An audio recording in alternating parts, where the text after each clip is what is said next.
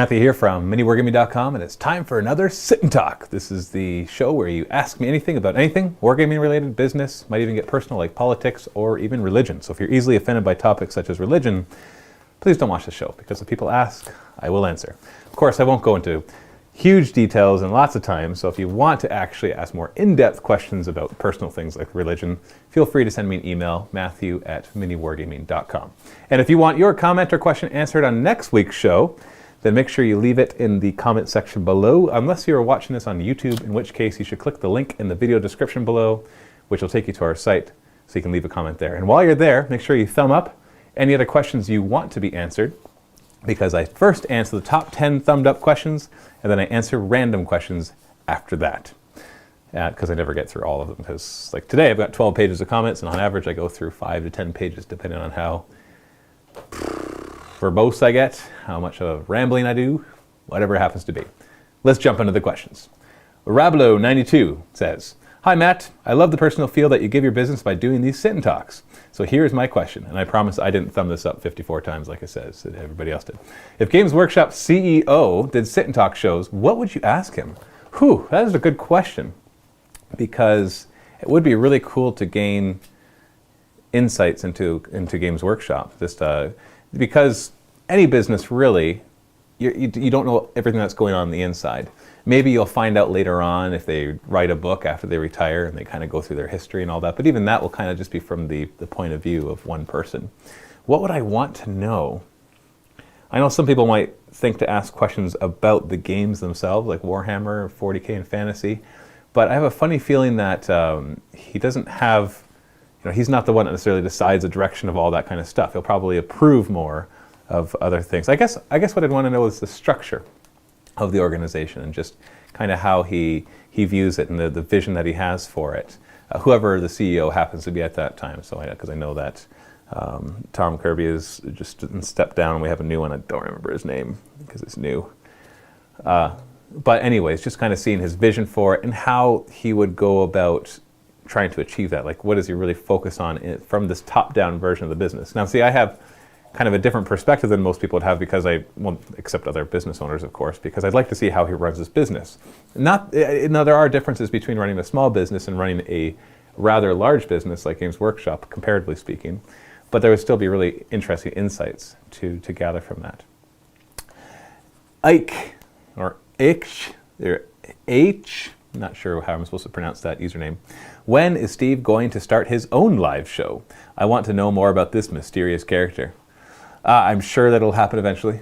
It's kind of something that eventually happens. We've thought about it more as time went on before, and now like Ash does his machine shop, and it's not exactly the same as this show, but it kind of still is that personal interaction right there. Chris does his on his Way of the Brush. Dave does the Shrine of Chaos. It only stands to reason that eventually Steve would start his own too. But no plans, so I can't tell you. Ultimentra, "Man, that Thunderhawk looked awesome. I can't wait to see it in the battle report. Whoever made it, thank you so much. I have always wanted to see one in action." Well, I just played a game with it yesterday. We did our 100th episode, and yesterday meaning Wednesday, because I'm recording this on Thursday, even though you're probably watching this on Friday or later. I did my 100th episode of Beat Map Bat Rap. It's a vault video just because of the way it lines up. The odd ones are for free and the even ones are in the vault. And I did a Space Marine versus Tyranids battle report, and I had somebody play the Mini Wargaming Space Marines, and he used Thunderhawk. We did 3,000 points. And on the Tyranid side, I played with the Harridan. And according to my plans, that battle report will be going up on Monday. So that is the schedule. There's actually today, you're going to see a couple Beat Map Bat Reps, which is out of the schedule, and it's because it had Necrons in it, which I'd recorded earlier, like a couple weeks ago. And so since the Necrons are coming up with a new codex tomorrow, I had to get that one out sooner. So in case you're confused as to why there are Beat Map Bat Reps up today instead of the normal scheduled Monday, but we're going to have the other two this coming Monday. So it'll be Thunderhawk versus Harridan, and it was an awesome battle. It was a really good battle report. It took us all day to film it, but it was awesome. Ross the Boss 88, "Matt, Kandy Khorne or Kandy Khorne?" And of course, all the K's are K's. So Khorne is in the Chaos God of Khorne, and Khaine is in like the Eldar God. Well, if I had to choose one, I think I'd choose Kandy Khorne. Partially because Kandy Khorne is disgusting, and partially because I think the that Khaine is more interesting than Khorne.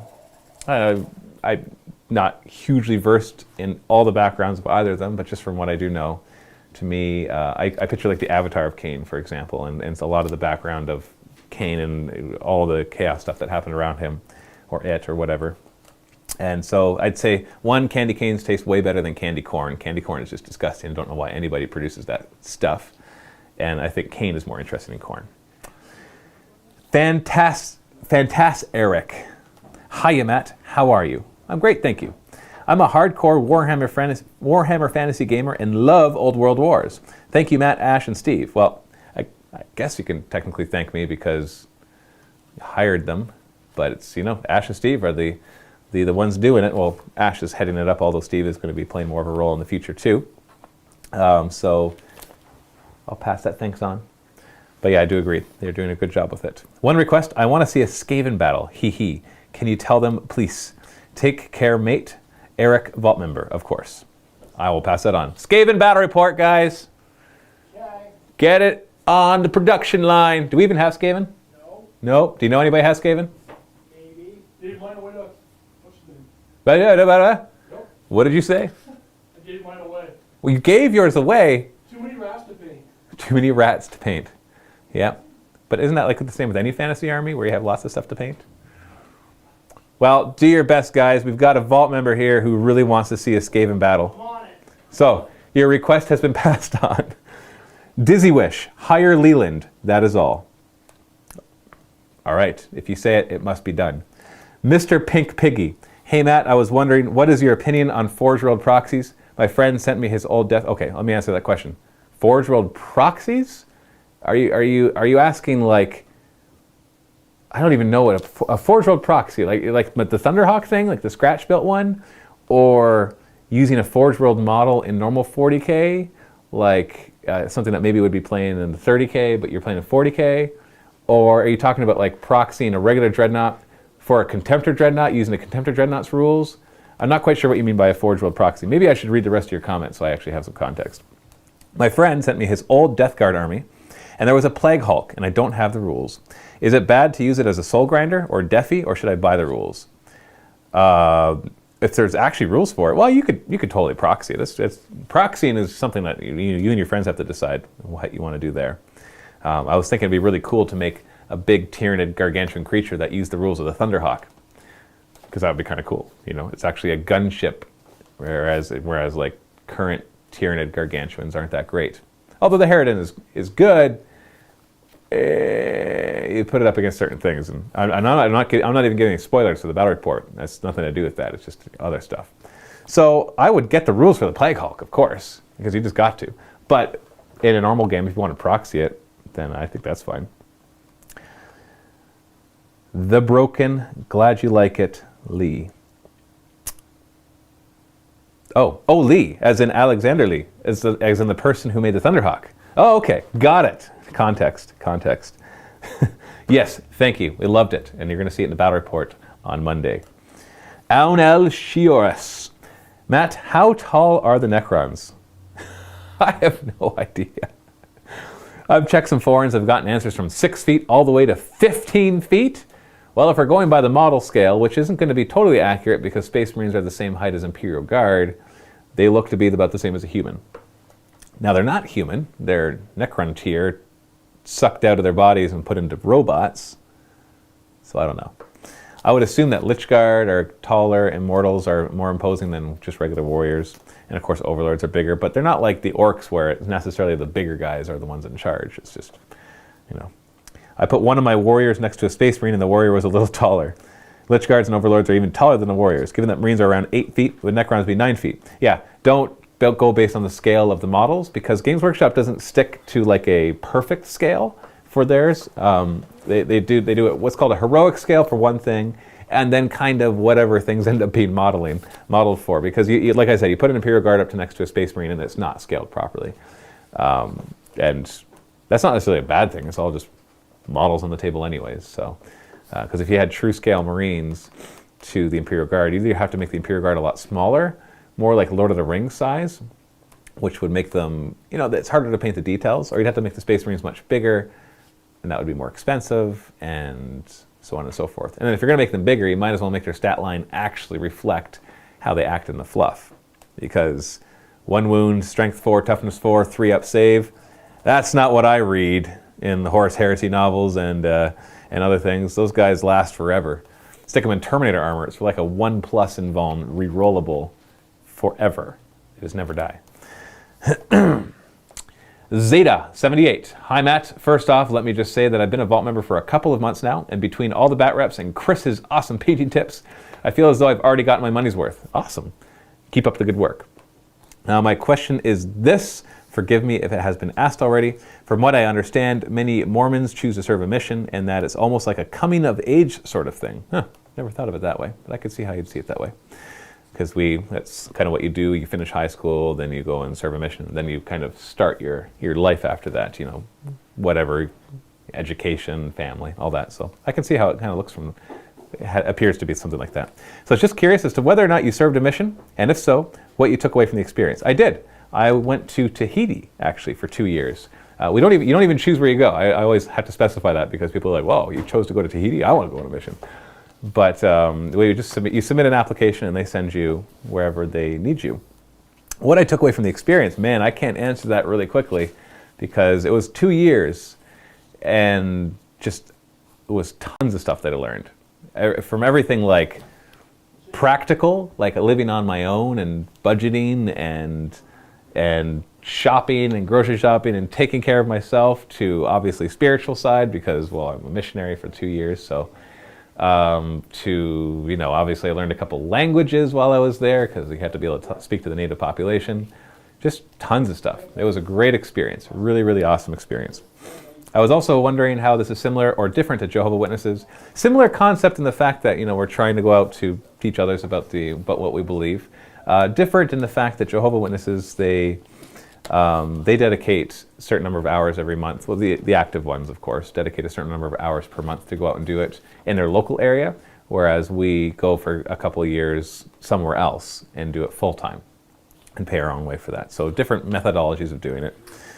I understand they are a completely separate religion, but it seems like some people tend to get them confused with Mormonism. Well, that doesn't surprise me. There's a lot of similarities. Just I think the main thing being that they go door to door, 2 by 2, and that's there's only really 2 religions that do that as much, and in such large amounts, and that's Jehovah's Witnesses and Mormons, of course. Thanks for your time. Vault member probably for life because I doubt I would remember to cancel my subscription even if I wanted to, and I don't think I'll ever want to. Very nice. Golden Drac. Hi Matt, I just wanted to make a shout out to your wicked customer support team. Justin hooked me up with exactly what I wanted. Bronze member since before your narratives and now proud owner of a full year silver subscription. You all rule. That's awesome. Justin does do a good job. Toxicrete. Matt, Necrons have risen to the 7th edition. I know, they're coming out tomorrow. I've been following the rumors somewhat, but I tend not to follow rumors too much and stuff, except just to kind of know when stuff is coming out. Because just to get the codex and I'll read it. I've heard things about reanimation protocols becoming like a feel no pain save. And what else did mind shackle scarabs getting changed to like a fear test or something like that. Whatever. And there's a lot of different detachments or ways to build your army. So I'm looking forward to it. And you can expect some Necron reviews. Dragoon Master 101. Best Alliance, Tau and Tau. Okay. Noof. Hey Matt, just 4 questions. 1, have you checked out the new Necron Codex? No, it comes out tomorrow. 2, I have a friend who likes the lore of 40k but is reluctant to get into it due to cost. What army would be the cheapest to collect? Well, that would probably be the army that is the most elite. So something like Grey Knights, I would assume. I'm just kind of guessing at this because I haven't priced it out. But you can build a large point cost army with very few models with Grey Knights. So I would assume they would be one of the cheaper ones. But I'm not sure. But yeah, 40k is not cheap.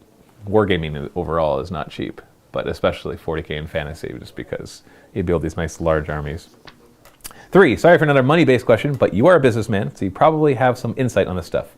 But when I visited America, I noticed that even with tons of discounts, Games Workshop stuff was way, way more expensive in the US than in Ireland. Do you have any idea where the cheapest place to buy miniatures is? In the world? I don't know. I think you get a good price in Europe, but I'm not quite sure. 4, is the Emperor punishing me for repainting accidentally bought Dark Angel Terminators as Space Wolves? They always seem to fail their armor saves. Definitely. Vault member for life. Noof. Frog with PH and a 0 instead of an O. Hi Matt, if you woke up one day and realized that you had been given good-like powers, I think you mean god-like powers, i.e. complete control of time, matter, and space, what would you do and or what would you change about the world? Well, with great power comes great responsibility, of course, so I'd have to be very responsible with it. What would I do with godlike powers? I'd probably screw up. I just think of like the movie like Bruce Almighty, where he's like, yeah, look at all the cool stuff I can do. And then obviously there was a lesson to be learned there. What would I change? I have a hard time thinking about that because, I don't want to like force people to do stuff better. Well, I don't know. And you can't just like say, well, I'll cure poverty because like part of this life is kind of having problems and stuff. So just like removing problems that everybody has would defeat the purpose of our life. It would just make it too easy, and then we wouldn't learn and grow from experiences and stuff. And if I say stuff like stop wars, well, then I'm just basically forcing people to act a certain way, and that would defeat the purpose of life again. If like there's just a lot of the bad stuff that happens to us, that's for our good, for experience. So it would be hard to say. I could go with the vain stuff like make myself rich and all that kind of stuff. But if you have godlike powers, you probably stop. Oh, I know what I would do. Okay, I got an answer. I would travel the universe. That's what I would do. I would go exploring. Go fly around a nebula. See what it actually looks like. See how far asteroids really are from each other. Because in most movies, they depict them as being like this clump of asteroids that you're flying through and you have to dodge. But apparently in real life, in our asteroid belt, if you're standing on one asteroid, you're most likely not be able to see another one. Like, come on, where's the fun in that? So, all that kind of stuff. So I'd explore the universe, for sure. And just go check it out. See if it's true that, we think that everything's kind of homogeneous and that, you go anywhere and matter acts the same way and the laws of physics are the same. I'd like to explore that, see if that's actually true. Go so far that, you can get to the point where you're beyond the visible universe and see if it actually changes. Maybe it acts a little different than here. So that's what I would do. Yeah. I don't think I would change much. I would just use it to travel. On a wargaming note, what are your aesthetic plans for your Tau army? Colors and theme, etc. Well, the army I bought was Ashes, and he has like half of it was green, this green color scheme, and the other half was the blue. And I prefer the blue color scheme, and so all the new ones are going to be painted like that blue. A Red Dragon 162. Hey Matt, on a scale of 1 to Dave, how crazy are your employees? Oh, jeez. I'm like tempted to try to rank them against each other. I won't be offended. You won't be offended, Ash? Go ahead. Okay, hold on. I got a piece of paper I'd like you to sign. You're not allowed to sue me for ranking you in craziness. Okay, who would be the least crazy? Justin, perhaps? Justin's crazy in different ways, though. Yeah. It's more about flavors than ranks. Yeah, it's more like, exactly. It's not so much ranking. It's more like flavors. Like, who's the most crazy? Yeah, I know flavor, but no, let's just try to rank it. I think it'd be more fun to rank it. If Dave is the most, like you're making the assumption Dave is the most crazy. And I think you're right. I think I would rank him the highest.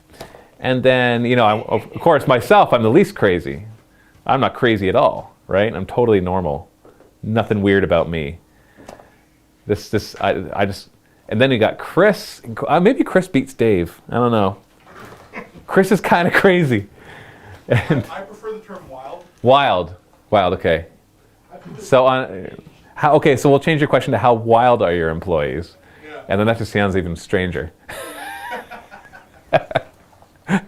In that case, Justin is at the top. Ash is up there, probably more crazier than Steve. But Steve can get crazy, especially when he puts his hair up. I don't know if you've seen. You should watch Chris's channel. What's your channel name on YouTube? It's just Chris Bello. Yeah, just search for Chris Bello, because he sometimes just walks around the office and does random stuff, and it's kind of funny. In that case, I think about the video with Ash in it, and Ash's eyes, and he gets ranked really high. Oh, everybody's crazy. So, on a scale of 1 to Dave, how crazy are your employees? I would say Dave. It's just because if you really think about it, you kind of have to be crazy to do what we're doing here. So No sane person would actually want to work here. Yeah, you can agree with that, right? Sane people, I don't know, become accountants? I don't know. Construction workers? Retail store managers? I don't know. Dave, or bank tellers. Bank tellers, yes. The same people become bank tellers. So on a scale of 1 to Dave, I'd say Dave. Track Tamer. Hey Matt, can't really give you the correct location I read this, but Necrons travel in space in a slow manner. This is due to them never needing to travel super far distance, so they use stasis to keep all the troops busy. They get from one world to another's incredibly fast using teleporters on things like monoliths and such, which are already on the world in a tomb. So they can teleport. So that's a faster than light method of travel. That's teleporting, like that's kind of a big deal. So do they go slower than the speed of light? Or do they go instantaneously like a teleporter does? Which, you know, technically is possible. Just don't know how to do it. Evans Necrons. Hey Matt, all the way from sunny Wales, UK. First, as mentioned by other result members, I have to say it's a great personal touch with your sit and talks. Thank you. Have picked up 40k after nearly 2 decades after stumbling across your battle reports and have chosen to start a Necron army. Good timing. Love the narrative campaigns, especially with Necrons, as it really has taught me how to play. Anyway, with the new codex out for Necrons, can we expect to see a review similar to... Yes. Yes. I think you already know the answer. I've already talked about that. So yes, we will be doing Necron review videos. I don't know how much, how many, how in depth. We'll find out. And you'll definitely be seeing Necron battle reports. Lustig JH. Have you ever considered saving clips of every epic die roll reaction from things like bat reps and narrative campaigns and making a year-end montage of epic moments? Yes, kind of. I thought it would be cool if we could go back and spend the immense amount of time it would take to do that. But it would be kind of a neat montage. So, but I don't think we'll be doing it just because of the amount of time. Things like minor flea-ridden scrap feeder spoiler, Steve's recent epic crash and burn invuln saves, or people rolling a pile of ones for Terminator saves would be fun to relive, in my humble opinion. I agree. Orphan Maker. Hi Matt, do you know if you're allowed to use Apocalypse formations in regular 40k games? No, you are not. They can only be put in Apocalypse games. I play Tau and have only found a single formation for them that isn't Apocalypse.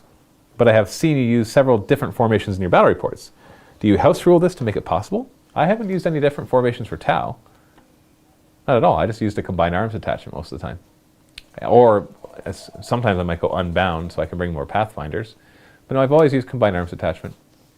There's the Farsight Enclaves. There's that supplement that lets you play them a little different, but I haven't even played them.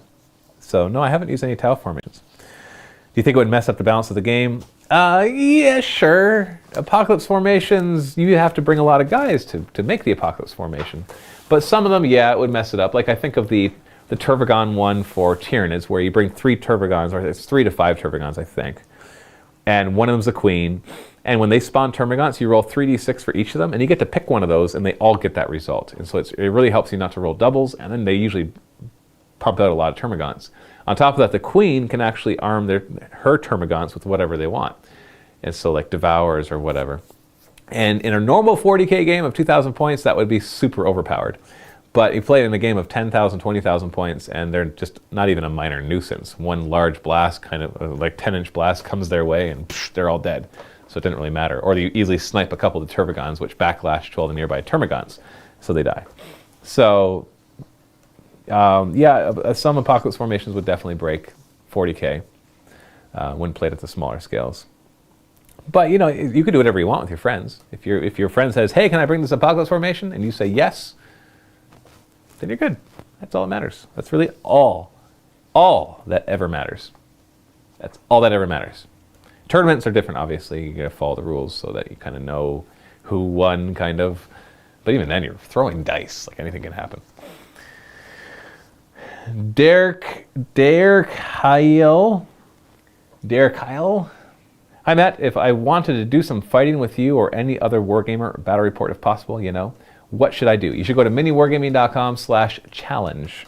We are always looking for more people to come in and play us. That is what allows us to make as many battle reports as we do. If all we could do is fight each other, well, that would take us twice as long to make the same number of battle reports. So we rely heavily on the volunteers that come into play. So we welcome anybody who wants to, who obviously knows how to play, just go to miniwargaming.com/challenge to get more information on that. JKO. If I may make a suggestion, you may. You should consider adding a slam raised edge to your playing table. It really helps preventing dice from falling from the table. Yeah, kind of having like a lip around it. It's not a bad idea, actually. Wargamer Sky, Hive Mind, please read the following. Wog. Haha, now you've wogged on the show. And memory of the glorious old days of Dan's epicness. There you go. You got me to wog. El Demonio de Revolution. What type of music would Slaanesh listen to? Well, Slaanesh, I could picture it listening, or her, or it, or whatever. Rap, dubstep, house, techno, electro, trap, death, heavy metal. I really picture like screamo, because that's just like the worst form of music ever. Marvin Gaye. Who? Marvin Gaye. I don't know who that is, so. What? Don't be. Really try, baby. Ash is Marvin Gaye, but I don't know who that is. I don't like follow popular music, I'll be honest. But from the 70s, I was not even alive in the 70s.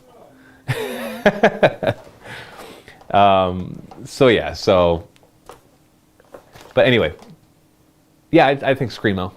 Screamo, definitely. Something that you would find in like some sort of really dingy rave party, like club kind of thing. Whatever's playing in there, that's Slaanesh. So I get.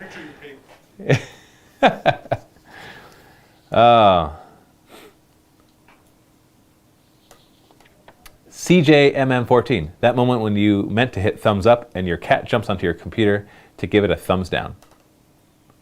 Yeah, it's a sad moment. James Laws. Hi, Matt. Me and my fiance have been playing through the Herald of Oblivion Path to Victory book.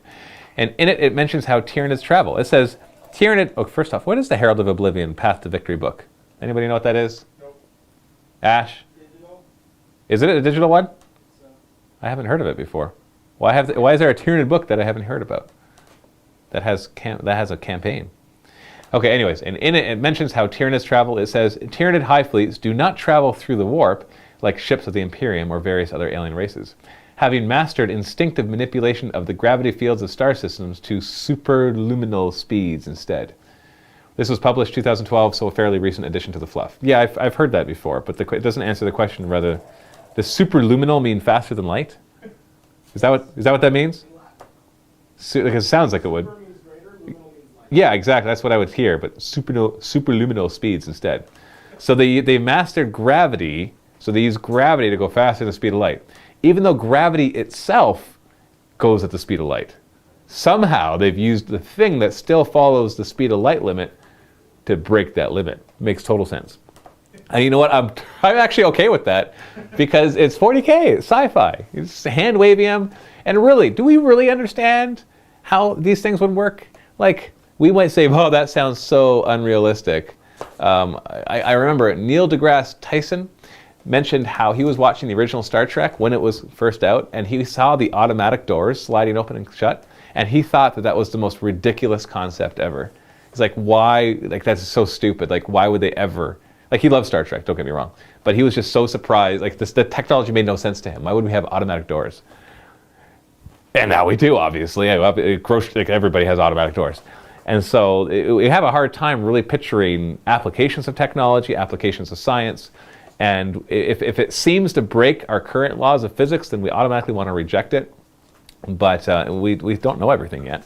So really, you can make up whatever you want in science fiction. You can make it sound as implausible as you want, and it could actually be plausible. You just don't realize it because you don't have the full picture of science. So I'm totally all for them making up whatever reason they want, because to me it's more important how everything interacts with each other, because it's not about the science when it comes to most games or most stories even.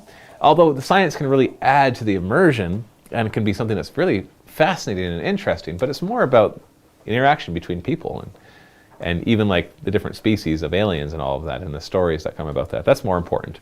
And so you need to come up with something. And if they don't travel through the warp, then they use the gravity method to go luminal speeds.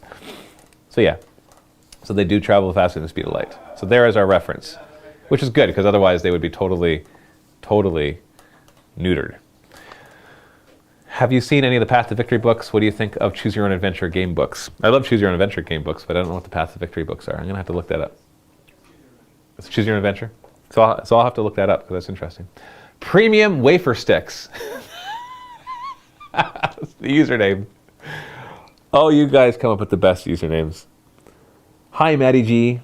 I was just wondering, what do you think about a vegetarian who eats animal crackers? This is getting better. I think it's vile, and you are breaking your own code. And how dare you eat animal crackers? You should eat vegetable crackers. Personally, these people disturb me. I don't think I will be able to sleep until I get your take on this because it has been bothering me for weeks. Please help me. No, I agree. I think it's very bothersome. If you're going to be a vegetarian, be a vegetarian. Don't be one of those hypocritical vegetarians that like eats animal crackers. Yeah, because that's just wrong. Or goldfish cookies. Yeah. Whoa, monstrosities. Just think how many goldfish are in one bag, just crammed into that one bag, and you're just eating them, and you're a vegetarian. Total hypocrisy. Bunston, hi Matt. While I enjoy watching the 40k bat reps, I don't know very much about the game.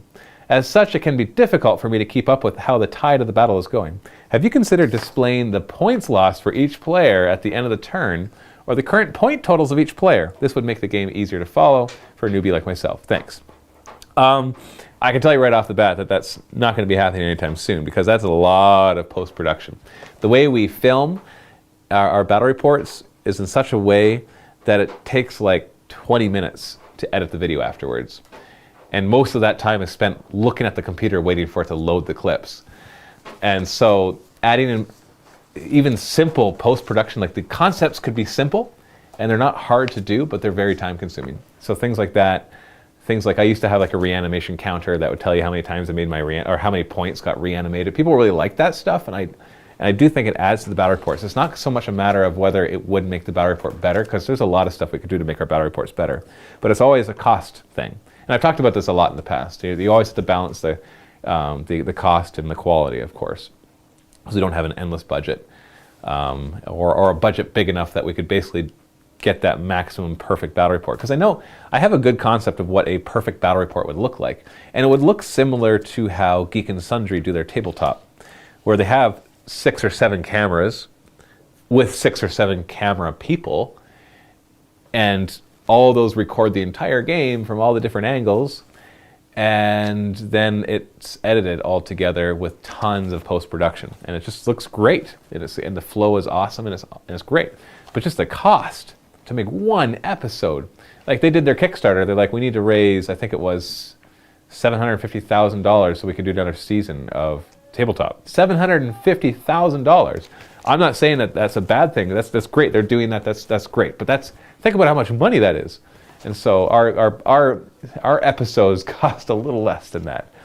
And so we have to kind of keep those kind of things down.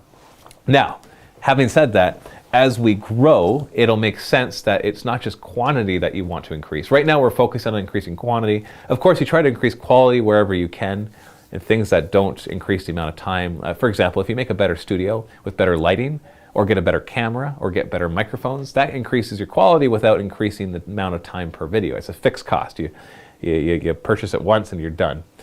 Or I guess that'd be a variable cost, but whatever. But when it comes to the actual battle report, it kind of takes the same amount of time. And so these are things that we have to factor in. Right now we're trying to increase quantity, but there will get to a point where making more videos isn't the thing that will actually help us to grow our business. It'll get to the point where it'll also make sense to increase the quality and put more time and money into each episode. But that requires our revenues to grow, and so it kind of hit that point. And it'll be interesting because you have to balance it. As we grow, we have to kind of balance that. Do we add more quantity or do we add more quality? Do we hire another battle report producer, or do we hire a web designer who will work full-time at making our website better so that we're increasing the quality of the presentation of stuff? Or do we hire somebody who just edits the video so that we can add even more to that? Or do we hire a painter who just paints our miniatures, and so we can have better miniatures? Do we hire terrain creators to make more terrain? There's all these balancing things that we have to do to determine just making things better overall. And it's tough. It's never perfect, and our decisions aren't always the right ones. It's kind of, we just don't know until we do it. And we just have to kind of track our progress, see how we're doing, and try to figure out what we're doing right, try to figure out what we're doing wrong and correct that kind of stuff. So that's actually kind of that's what I enjoy. I enjoy that aspect of the business. It might sound daunting, and sometimes it is, but I enjoy that challenge. The monotony of just doing the same stuff, for me, is just not something I would want to do. I want the challenge of trying to kind of take what we're doing and make it even better. But while staying within budgets and financial constraints, that's the real challenge. That's the hard part. All right, continuing. Astroman, 1980. Hey Matt, when are we going to see the dust blown off your Tomb Kings and you see them make an appearance in Old World Wars? I don't know. Have you played with my Tomb Kings in your Old World Wars? No. No? Do you have any plans to play with my Tomb Kings? We're using them in Undead Legions, so they're not showing up in that. They're showing up in End Times for the Army of Gash. So they will be showing up sometime in the... So yes. Well, parts will. It's not done by themselves. So you will see Tomb Kings in the Undead Legions. But you might be asking the question if I will be making an appearance. And I don't know. You might eventually. But right now I'm focusing on 40k. Also, are you still playing War Machine? Haven't seen your Khador in a very long time. No, I haven't played War Machine for quite a while. Once again, focusing on 40k. Just realizing that helps. That's another thing that increased quality as well, trying to specialize in those things. Which is funny because I have Ash doing like 3 different games. So, but you know, growing pains. As we grow, we could try to specialize in that. But you know, sometimes it all depends on the person too. Like somebody might want to stay on one game, somebody might want to do multiple games, and that they'll be more interested in that. It's going to be an interesting kind of journey as we grow and find out because even what Dave and I enjoy doing is incredibly different. We have a similar vision for the business overall, but what we want to do within it is different, which actually works really well because being 50-50 partners, if you want to do exactly the same thing, well, then you're going to be butting heads all the time, and that just doesn't work. J Powers 84. My apologies if this was asked already. I really want to get into Warhammer Fantasy. However, I have been reading that there is a chance they will discontinue it. Whoa! What are the chances of that happening? I say 0.00001%. And the reason there is a chance is because a meteor might drop on their production facility in just the right place to destroy every mold that makes their fantasy models. And then explodes in such a way that destroys the computers in just the right way to destroy all the digital stuff for fantasy. There's your chance. I don't think they'll discontinue it. They're obviously there's huge rumors of 9th edition coming out and really changing how fantasy works and consolidating armies and advancing the story even more and all the end time stuff. But discontinuing it, I'd say. If it's discontinued, it's because Games Workshop has gone out of business, or they were bought out and liquidated in tiny little pieces, and so fantasy disappears that way. But should I hold off till Games Workshop says something about it? Well, they're not discontinuing it, but there is going to be, from what I can tell, there's going to be a lot of changes for 9th edition. So that does make some people uneasy about purchasing new models because they don't know where it's all going to fit in. I don't think there'll be any models that'll be discontinued, but they might change their use. Like some of the rumors are like Tomb Kings won't exist as their own army. They'll be part of the Undead Legions, that kind of stuff. So I don't know if that's true, but it might change whether you would buy a Tomb Kings army because maybe you'd be like, okay, well, I would have built it this way if I knew it was going to be like that. Anytime there's like a new codex or a new edition that's coming out, usually it's a good idea to hold off making purchases, which is part of the reason why Games Workshop probably likes to keep rumors at a minimum and only let you know what's coming out a week or 2 in advance so that you don't prepare, so that you just keep buying stuff, and then you can buy the stuff that comes out as well. Wackiest Boar 07. Hey Matt, I love what you guys do so much and love how you guys help to keep the newer gamers or less experienced ones into this game. Also, what is so good about the new Grey Knights, I just seem to not be able to beat them with my Space Marines. I was just curious because I love the Psychic phase and they seem to dominate it. Are they a good army choice? I've played against a lot of Grey Knights in the past few battle reports, and I always personally have a hard time against them, but it might be because I've been playing a lot of Tyranids and Tau, which I'm new at Tau, and Tyranids have a hard time with Grey Knights. But the Grey Knights are a good army. They're not the top army. That's more like Eldar or Tau or things like that, but they're a good solid army. I'll be honest though, they can be kind of boring because there's not that many different ways to play them. So if you like variety in your armies, Grey Knights are probably not the best choice. All right. Asmodeus. My wife has been having trouble using her sanguinary guard. They seem to die quickly. Any thoughts on how to effectively use them in future battles? Not really. Sorry, I don't play Blood Angels, so don't have many tactical tips for sanguinary guard. If they die quickly, will I put them at the back of the squad, maybe? Do they die less? Matu95. Hey, Matt. I'm really struggling to deal with monstrous creatures, mostly demon princes, with both my Blood Angels and Orcs. Any ideas of what I could take to combat them? That's interesting. Demon princes, it all depends on the demon prince. Like, a really annoying demon prince is a Nurgle demon prince, because they jink and get a 2-up cover, and that's just really annoying. So you need stuff that not only ignores their 3-up armor, which they'll typically have, but also ignores cover. And you're talking about Orcs or Blood Angels. Well, the way to really, I don't know, you don't really have access to this with Orcs. Like, the way that you really want to deal with demon princes is the same way you deal with Terminators, and that is just volume. Just make them have to take a lot of saves, because they only have 4 wounds? I think they only have 4 wounds. And so you just, or you know, you could do the whole, you know, hit them with a strength 10 weapon, but that's, you know, that's not a, you usually don't have a lot of strength 10 stuff. So, but if you can do a volume of shots, and I don't mean like a bunch of strength 4 shots, but something that makes them make a lot of saves, that usually kills them. But the way that I do it with Tyranids, for example, is I introduce poison into it. So, you know, get a bunch of Hormagaunts into base contact with them and try to kill them that way. That's kind of my way of doing it. But with Orcs, I don't know. Was that? Ludas? Yeah, Ludas could do it because they're strength 7. And who cares about the AP, because, you know, you're just making them roll a lot. The problem is if it's a Nurgle Demon Prince, which is common, then you get the 2-up jink, and so it's like, you really got to focus a lot of firepower into it. Now, if it's flying, then Ludas, yeah, that becomes a really good option, because Ludas, they're already hit on 5, so what's hitting on 6s, right? So, you just got to shoot at them a lot, and try to avoid close combat with them. That's what I would say. Snotling Pimpwagon. I think my favorite part of Sit and Talk is reading your usernames. Hi, Matt. If you had to choose between one or the other as your favorite aspect of 40K, would it be fluff or the models? Ooh, fluff. Yeah, fluff. Yep, definitely fluff. My favorite parts of the hobby are the collecting aspect of it and the fluff. And then right after that would be the gaming aspect of it. And the very bottom, incredibly lowest rung, you can't even really add it onto my list of my favorite parts, because it's the thing I don't like to do is the painting aspect of the hobby. Which, of course, I know a lot of people disagree. They're like, what? How can you be in this hobby without painting? It's just not the same. It's like, well, it's whatever. And it's not just because I have a business with it either. I've never enjoyed painting, even when I just did it for fun. I painted because I wanted painted models. That was it. And yes, there was satisfaction and stuff, and getting stuff painted yourself, and I get it. I get why people like to paint. It's just not something I enjoy. So I would say fluff. Fluff over models, but thankfully with 40K, I get both, because their models are pretty fantastic. Not quite as fantastic as Fantasy. Fantasy's models are pretty fantastic. I'd say they're their best stuff, especially all the new stuff that's been coming out.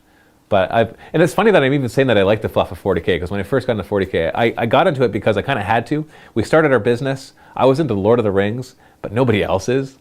So if we're going to make videos, you don't make videos of the least popular game that Games Workshop sells. You make videos of the most popular game, which is 40K. So I kind of forced myself to get into 40K. Chose Tyranids because I like Zerg, but I never liked the fluff. I didn't like the whole gothic, grim, dark future. But now that I'm really into it, I'm still not a big fan of how everything's grim, dark, and there's like no hope or anything. But I've come to really like the fluff a lot more. Just the way it sets a setting that you can make really cool narrative stuff happen. So it's really cool. Hawk 12. Solicitation of ideas on how to house rule invisibility psychic power imbalance. I play a heavy Tzeentch Demons army, and as such I have access to the telepathy list through my Demon Prince. I like several of these psychic powers, but I stand amongst the general population of gamers who feel invisibility detracts from the enjoyment of the game. So do you have any ideas on what is a fair proposal for someone who gets several roles in the psychic discipline but agrees his power is to be avoided in its current state? Is it beardy to propose I get to choose any power I wish in lieu of taking invisibility if it is rolled? Ideas are appreciated. Thanks, and as always, Slay the Warlord, Rich. The way I would do it is I would just remove invisibility as one of the powers. And so you just re-roll what is it, 4 or 5? Whatever it is on that table. Or if you're using the cards, just remove it and shuffle it. But really, all I think is that what invisibility should do is, it should just be like, well, there's the one assassin, is it the one assassin that basically all hits against it are always resolved at ballistic skill and weapon skill of 1. And that seems like a good solution. So if you have an invisible unit, it's like that. It's all hits resolved against it are at weapon skill and ballistic skill 1. You could go a step further and give it like the Death Leapers rules, where you must snap shoot against it, and that prevents you from like dropping flamers or blast templates on it, because flamers and blast templates don't care that they're BS1. So you could do that as well. I'd be game for either of those. Either way, it would be more balanced than currently what it is. You might be thinking, well, when you shoot at something that's invisible, you hit on 6s anyways. That's not my issue. My issue is that when you're in close combat, you hit it on 6s. Nothing hits on 6s in close combat. I could be weapon skill 1 against a weapon skill 10 guy, and I'm still hitting on 5s. And so that's where the problem gets. So yeah, I would modify invisibility as a house rule, or I'd just remove it. And so you don't get to choose one, you just roll your dice like normal, just with 1 less power in that psychic discipline. Bloodshot VX, hi Matt, just one thing. Pyrovores in drop pods. Pyrovores in drop pods. Yes, that would definitely make them good. I only have 1 Pyrovore and he's not based, so I need to make, oh wait, do I only have 1? Yeah, I think I only have 1. So I need to get a couple more, make a squad of them, and drop them in. Just remember though, they're only heavy flamers. So that's good, don't get me wrong. But it's not like so fantastic of like dropping a group of Stern Guard with their combi flamers and combi meltas, but it could be effective. It depends on the army you're playing against too, because AP4 either totally rocks or does nothing. And so, if you're up against Space Marines, heavy flamers, not a big deal. Up against like Necrons or Tau or Imperial Guard or Eldar or all of a sudden that becomes more useful. Blippity blip. Hey Matt, good morning to you. It's 1:40 in the afternoon. That's totally not morning. Good afternoon to you. How do you pronounce warg? W-A-R-G-H. Warg? I've always pronounced it as war, as surely the GH is silent. Like though in such words, yet I constantly hear it as saying warg. What is war? Are you talking about wog? Like W-A-A-A-A-A-G-H? With a G on the end, which to me sounds wrong, so very, very, very wrong. I think the official pronunciation of wa is wa, and there's no g on the end. I like to put the g on the end because it's funny, but it's not that funny. But whatever. Rocket Man Gaijin. People at my club aren't fussed if you just started out. My first game of 40k after a 15-year gap saw my Dark Vengeance starter set and a few Chaos Spawn get destroyed by Dark Eldar power builds and Imperial gunline fly combos. I learned the hard way and tend to avoid the uber competitive people. Yeah. You really want to give beginners a better chance. So my question, with all of your Tyranid experience, do you have any top tips regarding Tyranid tactics? Top tips for Tyranid tactics. Top tips. Tyranid tactic, top tips. Say it just like that. Which models have the best synergy? What is your typical battle plan? Well, you know what? Go back and watch my Shadows in the Warp. I was thinking of Shadows in the Warp show, and I do talk about top tips for Tyranid tactics, and talk about list builds and things like that. So I won't go over that here just because there's a lot of stuff I could talk about for that. Mr. Wonderland. Hi Matt, what is your opinion on the possibility of an Emperor model with rules being made by Forge World? Will it break the game? I don't think it'd break the game because when they take something from the fluff and they put it in the game, it's always dumbed down compared to the fluff. Like I said, Space Marines, for example, they should be like Strength and Toughness 5 with 2 or 3 wounds with a 2-up save, and Terminators should have like a 2-up rerollable save, something like that. And not that I want that in the game. I'm just saying if you're going to compare them to the stat line of an Imperial Guardsman, that's the human stat line, right? Strength and Toughness 3. When they don their regular armor, it's 5-up armor. And you think about how many Imperial Guardsmen are equivalent to a Space Marine. In the game, that doesn't add up, right? You can get a little squad of Imperial Guardsmen gun down a squad of Space Marines, and that could happen. So no, it wouldn't break the game. What is my opinion? I think they should do it. They should probably finish all the other Primarchs first, because it just has this a logical conclusion to the line, is making the Emperor. I would love to see it. Blippity blip. Hey Matt, I must disagree with your worst model answer. Logan Grimnar in his Santa Claus sleigh surely has to be the worst. See, I think that model looks pretty cool. Of course it's ridiculous, but it looks cool. Anywho, thanks for the great content, and if you get the chance, please get that pleasant English gentleman with the Imperial Guard to come back in, David. He was rather splendid to watch. Again, many thanks from England, and Steve's the greatest. X. Friggin' pandas. You know, I think the future Sit and Talks is just going to be me going through and reading everybody's usernames. And then that'll be it. Hello, Matt. Hello, friggin' panda. Or friggin' pandas, I guess.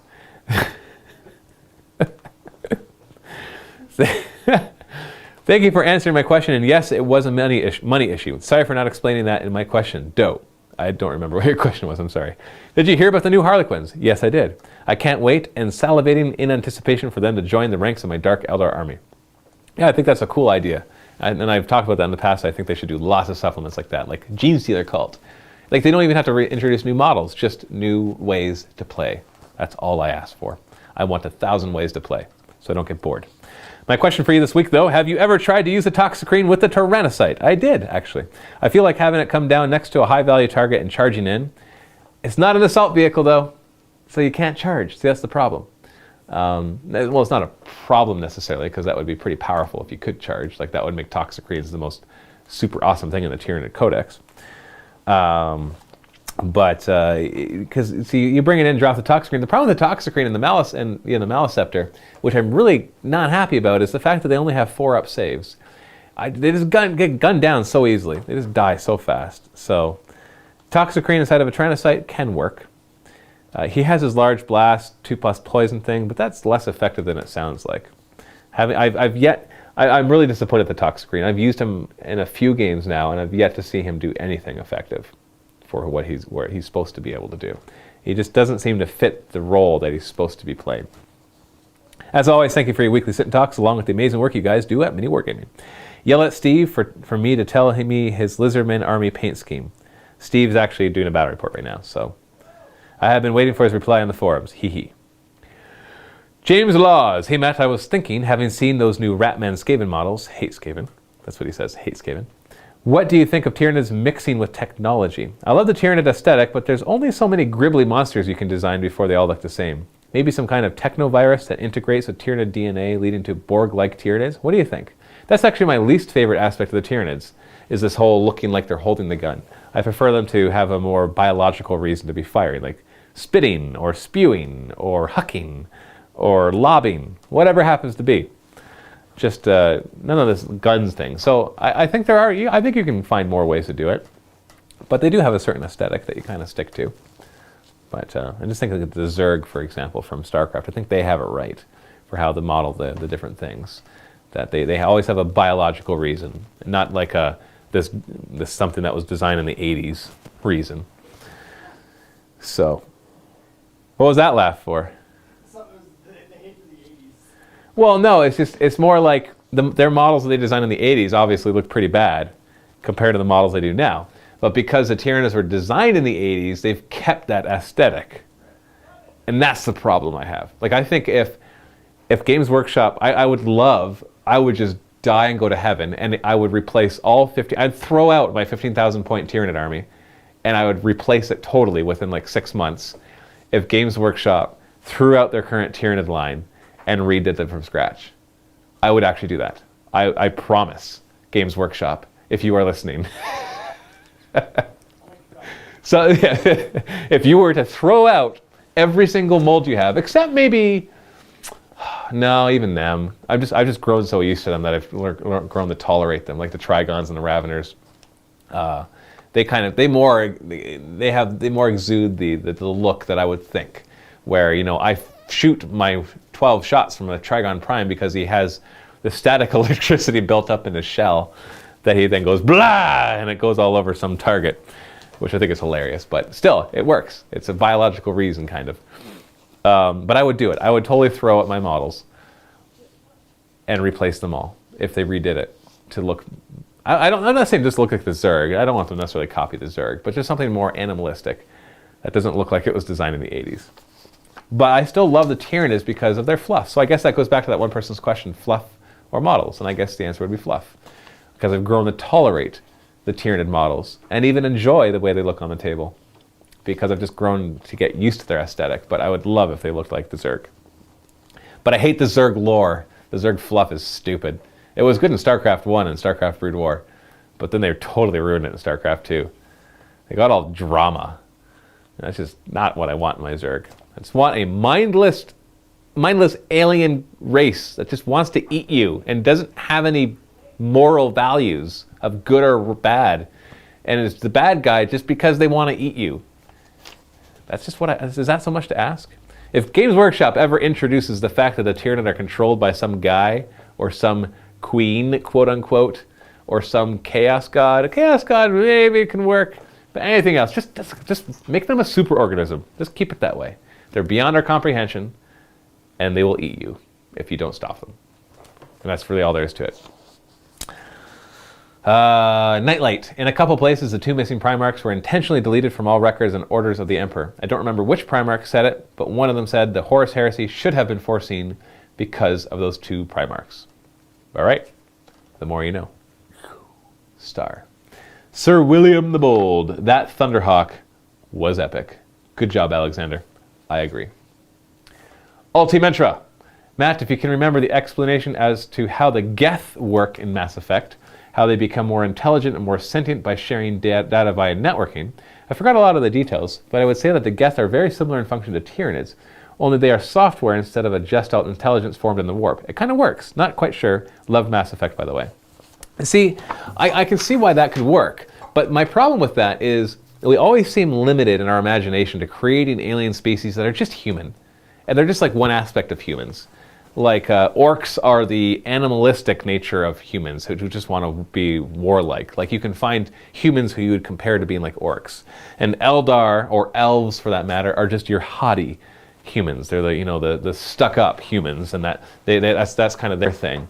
Like pretty much every alien race, and it's not 40K that does this, it's pretty much almost any science fiction, where we're really limited in our imagination with what we've perceived before. And so we might make them look different than human, but in the end we make them act human. Like the Borg are a prime example of this. They were really cool. It's like this thing, a collective, they didn't think human, they didn't act like humans, and until they introduced the queens, and then all of a sudden they were just humans. They were just queens who were just humans controlling a bunch of robots. And that ruined them. Totally ruined them. They lost the terror. Because you could instill fear in them, they lost their terror. And then they just kind of got dumb. And I still like Star Trek, still like the Borg, but I think that change ruined them. Same thing happened with the Zerg for StarCraft, although they kind of off the bat had the Overmind and the Cerebrits fighting amongst themselves like humans. And so it's hard, I agree, it's hard to come up with something that doesn't somehow relate to us. And there's some advantages to having the aliens just pretty much be humans with a different skin. And that is that they're relatable, and that we're able to relate to them and understand their desires and their impulses and what motivates them. And that's important for you to be able to connect. But not everything has to be that way. And I think like I talked about this last week, I think, in Ender's Game, like the bugger race. Orson Scott Card did a pretty good job of making a really alien race. Even though he just, their visual is just a bunch of insects, he's like, if you took insects and made them scale up to the intelligence level of humans, what would that look like? And it's not just a bunch of individual insects. It's always it's always about, not Orson Scott Card, but in other things, it's like the breaking away from the mold. Like you look at Bug's Life, or the other one that's Ants. I can't remember. That came out around the same time as A Bug's Life. It's called Ants. Okay, yeah, that's right. And it's always about, let's get away from this, what we've been bred to be. And we get that as humans because it's a metaphor for our lives and all that kind of stuff and blah, blah, blah. And that's fine for those kind of movies. But it still misses the point. It's like, that's not how ants would act if they were intelligent enough to let's put them on the same intelligence level as humans. That's not how ants would act. They would act different. I don't know how they would act. I don't know. I can't project that kind of thing. And so giving Tyranids something like that, I just wouldn't like. They just basically turn human. And they might act a certain way that certain humans are like, but they lose a lot of the cool flavor, because they get driven by human motivations, and while that makes them more relatable and maybe allows you to do more stuff with them fluff-wise, kind of like how the Necrons became more human in their latest version, it does also make them lose a bit of the flavor of the cool imagination that was behind them. Like, what if the Tyranids are just, if you kind of looked at the Tyranids as one big superorganism, and this superorganism is as big as a galaxy, and each Tyranid creature is like a cell in your body. And so you don't think, each cell doesn't try to break free and be like, I'm my own person, stop trying to control me. They just all act together, and they form your entire body, and they form you. And this is what you're used to thinking like. You're not a single cell organism living with a bunch of other single cell organisms. You're a multi-cell organism. And so what if the Tyranids just took that to the extreme? How would an organism like that think? Well, we don't look at things at the single cell level as being something that has intelligence. We look at them as something to be mastered and combated. Oh, we get a virus or bacteria that's doing something bad to us, then we do everything in our power to destroy it. Well, then that's the Tyranids. The Tyranids are the body, or they're like us, and then we are like the single cell organisms that they're trying to consume and eat and grow and learn and evolve and all that kind of stuff. And their motivations just aren't human. They're so alien that they're beyond our comprehension. And by keeping them beyond our comprehension, that keeps them interesting, I think. It makes them terrifying. We've got enough races in science fiction that are just humans with different skin. So why not have some that are just so vastly different that we don't get why they're even doing what they're doing. And I think that's interesting, and that's what I want the Tyranids to stay. So change the models, but don't change the fluff. Although I did think it would be kind of cool, I'm not sure if I said this in my last sit and talk, that if there's actually more to the Tyranids than we know. For example, a lot of people, I've read discussions, and this is talking about science and science fiction, of course, so it misses the point sometimes, of how the Tyranids actually expend a lot of energy. Did I talk about this last week? I feel like I'm repeating myself, but I know I said this to somebody, but I don't know if I said it in my sit and talk, so I apologize. It's the end of the sit and talk, so if I've already said this, you can just turn it off at this point. But that the Tyranids are basically, they're expending more energy than they're really getting from consuming a world, because they leave so much of the world behind, and they expend so much energy to just combat what was on the world, and even the act of digestion of the world expends energy. And so how could they actually be self-sustaining and be able to grow by the way they work? Well, they do because Games Workshop says they do, and that's fine, that's good enough. But what if there was actually a cooler explanation, like the Tyranid fleets that we see right now are just a vanguard, and I don't mean a vanguard to more Tyranid fleets that are just the same, that are bigger, but that there's actually a second wave of Tyranids that come through that actually consume the planets and the stars. So they've actually evolved to destroy the planet down to its smaller chunks and consume every last bit of matter, surround the sun, absorb every last bit of energy from that. And literally, when the Tyranids move on from a galaxy, that galaxy no longer exists. It's not just a lifeless galaxy, it actually is no longer there. And maybe they even have the technology to consume black holes. And you might think, well, that's totally unrealistic. Come on. How do you know? We don't even know that black holes really exist necessarily. We've measured them and all that kind of stuff, but whatever. Just put it aside. This is 40K. So I thought that'd be really cool, that there's actually a second wave of Tyranids that comes through, that this first wave doesn't have to actually grow. They evolve, they learn, they adapt, they destroy, so that they're basically, every planet is stripped of all biological life, and they kind of use that as their fuel to just continue through the galaxy and destroy it. And then the second wave comes through and actually eats the planets and the stars. That'd be kind of cool. The Catan fed on stars, so it's not outside of the 40K fluff to have something as crazy as that. The Eldar have weapons that can destroy worlds, and so Necrons probably do too. So why not have the Tyranids be able to actually consume it? Because there's a lot of energy still tapped in, and obviously the sun. Because you think about it, if you strip a world and move on, then you've left the biggest energy source, which is the star. Because pretty much all of the energy that you can get from a planet, it comes from originally from its sun, or at least a predecessing star before that, whatever went supernova and created the heavy elements. So we're really going on, rambling here, which is fine because we're past the hour mark. So really at this point, I can just talk about whatever I want, right? Let's drink some water. So I think that would be really cool to have that. But here's the kind of fun thing, is that they would crunch into these worlds, and what if there's a dormant Necron tomb world on the inside? And this is the first galaxy they've ever come across where there's a species like the Necrons that actually resides, that's no biological signature, and resides within the planet. And that would provide a new, interesting thing. So it actually becomes, the Tyranids wipe out the galaxy. I'm not saying they should do this, because that would kind of ruin 40K. But Tyranids wipe out the galaxy, and then the next wave of Tyranids come in, and all of a sudden it becomes this war between Tyranids and Necrons, because the Necrons are like, all of a sudden, no, you can't destroy our planet. You're not allowed to do that. And it would be quite interesting if there was something about that.